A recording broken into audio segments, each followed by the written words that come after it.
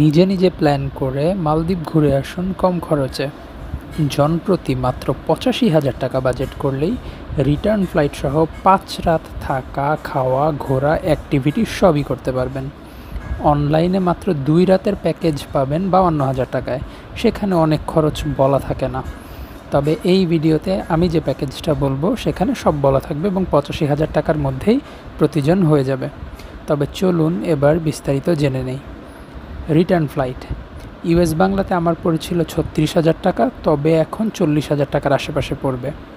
Ticket কাটার সময় যে credit কার্ডে ভালো অফার থাকে এমন কোনো ক্রেডিট কার্ড ম্যানেজ করে রাখবেন এবং ২ থেকে ৩ সপ্তাহের একটা রেঞ্জ নিয়ে তারিখ বদলে বদলে ফ্লাইট খুঁজতে থাকুন। যেই ডেটে কম প্রাইসে পেয়ে যাবেন সেই ডেটে টিকিট কেটে ফেলবেন। ১ থেকে ২ মাস সময় নিয়ে প্ল্যান করলে এবং রেগুলার প্লেন ফেয়ার চেক করলে আপনার একটা ধারণা হয়ে যাবে।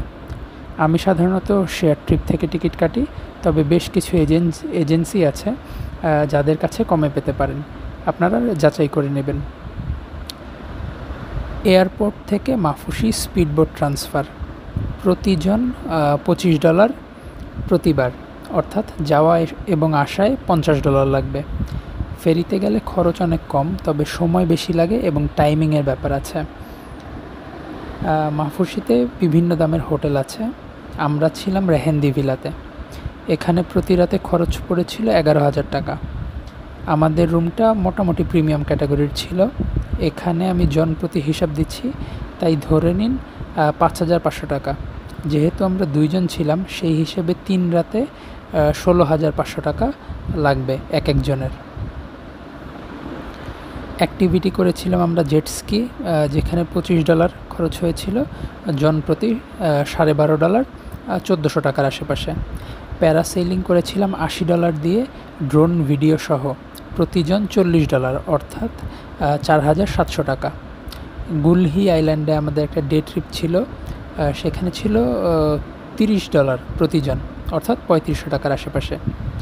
এই প্যাকেজে মূলত স্নোরকেলিং এবং গুলহি আইল্যান্ডে ভিজিট থাকে, সাথে লাঞ্চ এবং ছবি ভিডিও ওরা করে দেয়। আরও অনেক ধরনের প্যাকেজ আছে, আপনারা আপনাদের বাজেট অনুযায়ী নিয়ে নিতে পারবেন।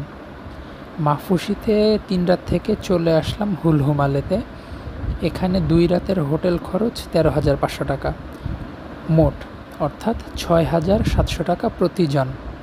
হুলহুমালেতে আমরা ছিলাম রিজ হুলহুমালে নামের হোটেলে। হোটেলটা বেশ ভালো। হুলহুমালেতে পায়ে হেঁটেই আমরা বেশিরভাগ জায়গা ঘুরেছি, পার্ক এবং আশেপাশে শপিং মল, রেস্টুরেন্ট, বিচ, সব কিছুই। ২ বার ট্যাক্সি নিয়েছি, প্রতিবার খরচ হয়েছে আনুমানিক ২৫০ টাকা করে। হুলহুমালে থেকে বাসে করে গিয়েছিলাম মালে সিটিতে। বাস ভাড়া ৮০ টাকা জনপ্রতি। হুলহুমালে থেকে ওয়েস্ট পার্ক অথবা কার্নিভাল যায়, এরকম বাসে উঠে পড়লেই হবে। ওয়েস্ট পার্ক নামলে সেখান থেকে রাসফানু বিচ আছে, ওটা ঘুরে এরপর ট্যাক্সি নিয়ে সুলতান পার্কে চলে আসুন। খরচ হবে ২৫০ টাকা। ওখানে বেশ কিছু দর্শনীয় স্থান আছে যা পায়ে হেঁটেই এক্সপ্লোর করা যায়। মালে সিটি ঘোরা শেষে বাসে করে আবার হুলহুমালে চলে আসুন। আমাদের প্রতিদিনের খাবার খরচ ছিল জনপ্রতি ১২০০ টাকা।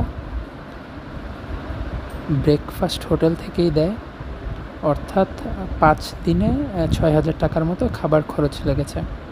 ভিসা ফি নেই, অন অ্যারাইভাল ভিসা। ইমোগা ফর্ম ফিল আপ করে নেবেন যাওয়া এবং আসার আগে। ইউটিউবে অনেক ভিডিও আছে, দেখে নিন। সিম কার্ড দরকার নেই, ডাটার অনেক দাম। হোটেল এবং রেস্টুরেন্টে ওয়াইফাই ব্যবহার করবেন এবং গুগলে অফলাইন ম্যাপ ডাউনলোড করে নেবেন, নেভিগেশনে কোনো সমস্যা হবে না। অ্যাক্টিভিটি প্যাকেজগুলো মাফুসি থেকেই করে নিতে পারবেন, তবে হাতে একটু সময় রেখে করবেন, কারণ প্যারাসেইলিং অনেক সময় সব স্লট বুক হয়ে যায়। স্পিডবোট ট্রান্সফার হোটেলের সাথে কথা বলে ঠিক করে নেবেন। হোটেলের লোক এয়ারপোর্টে থাকবে। আমি আগোডা থেকে হোটেল বুক করেছিলাম এবং এরপর হোয়াটসঅ্যাপে কথা বলে সব ঠিক করে নিয়েছি। এবার আপনি যদি সব খরচগুলো যোগ করেন, দেখবেন জনপ্রতি ৮৫,০০০ টাকার আশেপাশেই খরচ এসেছে। আমি ডেসক্রিপশানে বিস্তারিত দিয়ে দিব, সেখান থেকে আপনারা যোগ করে নিতে পারবেন। আরও কিছু জানার থাকলে কমেন্ট করুন। Thank you.